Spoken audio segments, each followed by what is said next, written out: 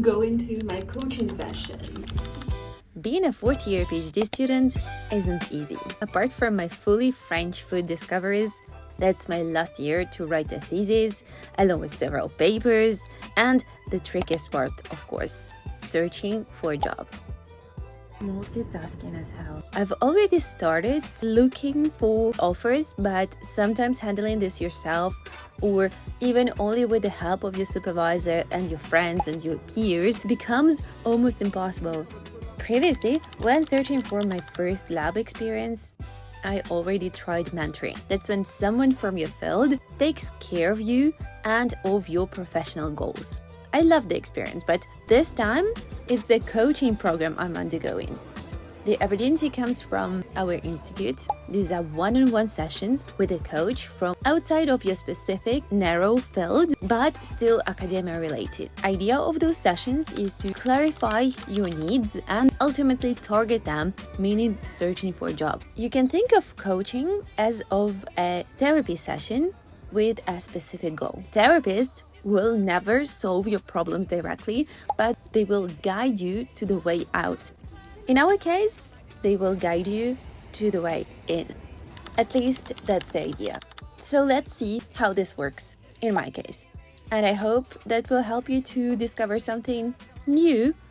Recently, I have been doing lots of coaching. I've been undergoing through the coaching program that's all about the career development and how to move towards my goals. And first of all, even before moving, how to understand what kind of environment I want to work in, what are my values, how I see my future. All those questions recently have been absolutely blown in my mind. And you know, 1 year ago, I set so many goals. I achieved quite some of them, but now so tired these days.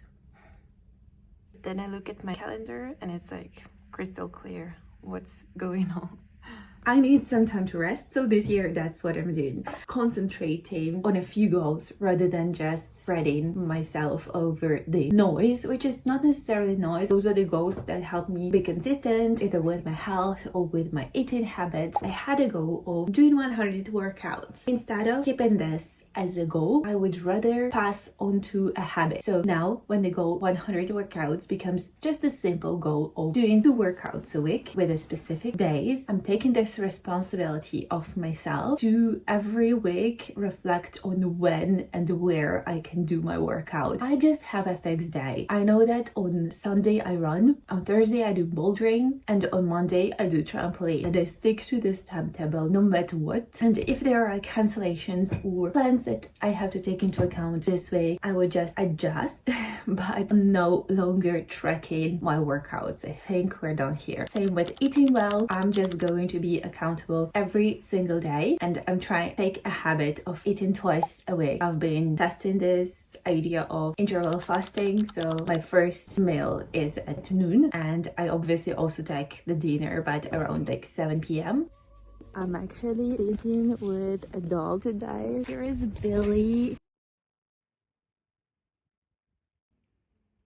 And so another kind of habit that I'm trying to implement in my life right now, but I haven't started yet so far, I want to start writing. What does writing mean? Well, obviously I'm a 4th-year PhD student. I need to write a thesis, and I've heard this idea that writing is basically foundation of everything. Of all the ideas that come into this life, they come from writing. This idea I quoted somewhere in the Ali Abdal podcast like 5 years ago, and I've been just ignoring it in my head completely. And I think we all agree on that point, that in case when you are constantly have an enormous to-do list in your head, an incredible amount of reflections on your career, professional and personal projects, it is simply impossible to distill those thoughts and to take out the ideas that were the development worth being brought to life. You basically just become a hostage to your operational tasks at the human individual level, and most likely moving forward it's like a wheel that's stuck in the dirt, so it's basically functioning in this sense but it doesn't move. My idea would be to have a common ground instead of the dirt so that we can actually do this kind of circular movement of the wheel. I'm still not sure what this is going to be about, either that's just a reflection note, 1000 words drafts of the thesis, but it has to become a habit.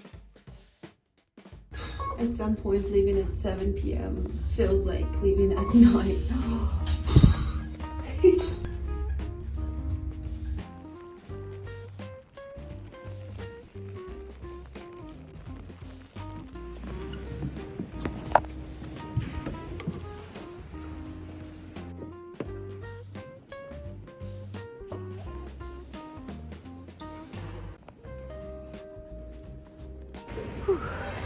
3 hours later, the session was enormous and I'm heading to a bar right now. This was Olesia, a PhD student in a Parisian lab, and I'm glad you clicked on my video. Don't forget to subscribe for more journeys like this, and I'll see you very, very soon in my next video. Bye!